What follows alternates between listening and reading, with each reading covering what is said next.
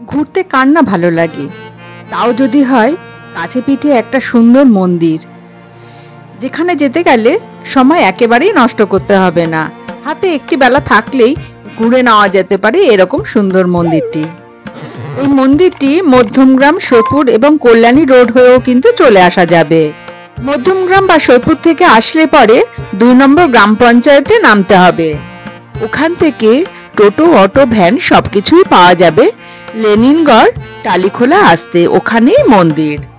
এই হনুমানজির মন্দিরে আসলে 3টি মন্দিরে দর্শন কিন্তু একসঙ্গে করা যাবে। রাস্তায় শ্রী শ্রী রাধা গোবিন্দ সেবাশ্রমের একটি তোরণ করা রয়েছে। তোরণের মধ্যে দিয়ে একটু এগিয়ে গেলেই এই অসাধারণ হনুমান মন্দিরটি দেখা যাবে। এই মন্দিরের গায়ে রামায়ণ এবং হনুমানজির নানা রকম মূর্তি তৈরি করা রয়েছে। মন্দিরের প্রবেশদ্বারে মহাভারতের একটি স্থাপত্য তৈরি করা রয়েছে, যেখানে অর্জুনের সারথি স্বয়ং শ্রীকৃষ্ণ। এখানে একটা কথা বলে নেওয়া দরকার, এই মন্দিরে কিন্তু কোনো প্রবেশ মূল্য লাগে না। সকাল 7টা থেকে 12টা পর্যন্ত কিন্তু এই মন্দির খোলা থাকে। বিকেল 4টে থেকে এই মন্দির আবার খোলা হয় এবং 7টা পর্যন্ত এই মন্দির কিন্তু খোলাই থাকে। এই মন্দিরটির নাম হনুমানজির নামে হলেও এখানে কিন্তু মহাদেবের একটি খুব সুন্দর মন্দির রয়েছে। পুজো দেওয়ার ব্যবস্থা এখানে রয়েছে, সময়ের মধ্যে আসলে পুজো দেওয়া যেতেই পারে। এখানকার মন্দির প্রাঙ্গণটি খুব বড় এবং এখানে নানা রকম মূর্তি তৈরি করা রয়েছে। মন্দিরগুলি থেকে অসাধারণ শৈল্পিক নিদর্শন পাওয়া যাচ্ছে। এরকম অসাধারণ ভিডিও পেতে আমাদের চ্যানেলটিকে লাইক এবং সাবস্ক্রাইব করে নিন। বেল আইকনটি প্রেস করতে কিন্তু ভুলবেন না, যাতে নোটিফিকেশন সবার আগে আপনাদের কাছে পৌঁছয়। শেয়ার করে সবাইকে এত সুন্দর মন্দিরটি দেখবার সুযোগ করে দিন। আমাদের এখানে পৌঁছতে একটু দেরি হয়ে গেছিল, তাই মন্দির বন্ধ হয়ে গেছিল, কিন্তু বাইরে থেকে ঘুরে নিলাম এই অসাধারণ মন্দিরটি। এখানে শ্রী চৈতন্য দেবের শ্রীকৃষ্ণের চরণে শরণ নেওয়ার একটা অসাধারণ মূর্তি তৈরি করা রয়েছে।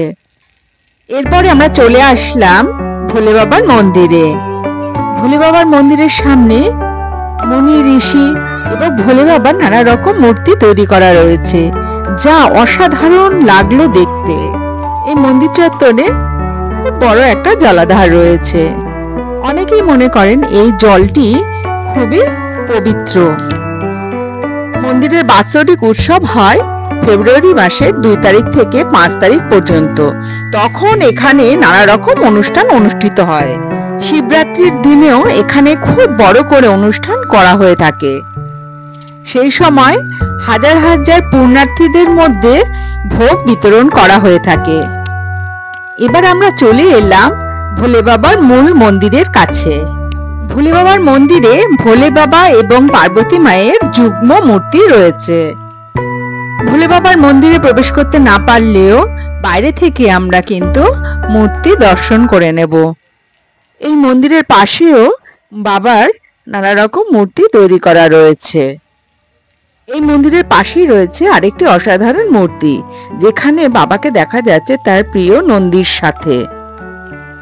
এবার আমরা চলে যাব এখান থেকে সেই বড় জলাধারের একেবারে পাশে। এই জলাধারটিকে অনেকেই খুব পবিত্র মনে করেন। এখান থেকেই কিন্তু পুজোর জন্য অনেকেই জল গ্রহণ করেন। ছোটদের নিয়ে আসলে এই জলাধারে কিন্তু খুব এনজয় করতে পারবে। এর ভেতরে কিন্তু খুব বড় বড় মাছ দেখা যায়। খাবার দিলে তারা একেবারে চলে আসে একদম ঘাটের পাশে।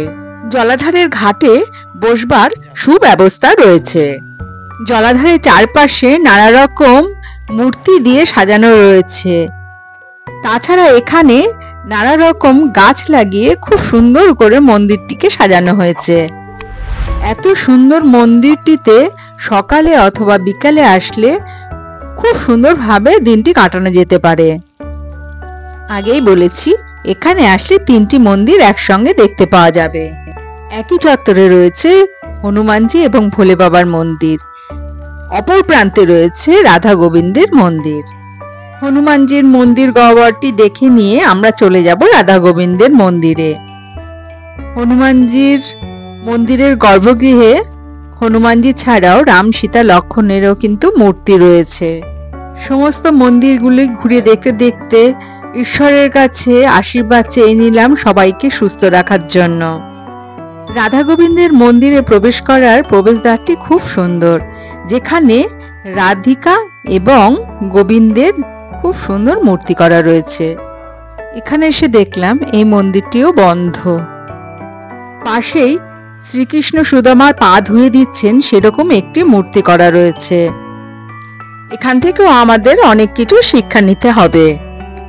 আমরা এখানে একটি বেলা সুন্দরভাবে কাটিয়ে গেলাম। এরপরে দেখা হবে অন্য কোনো ভিডিওতে। ততক্ষণের জন্য টাটা।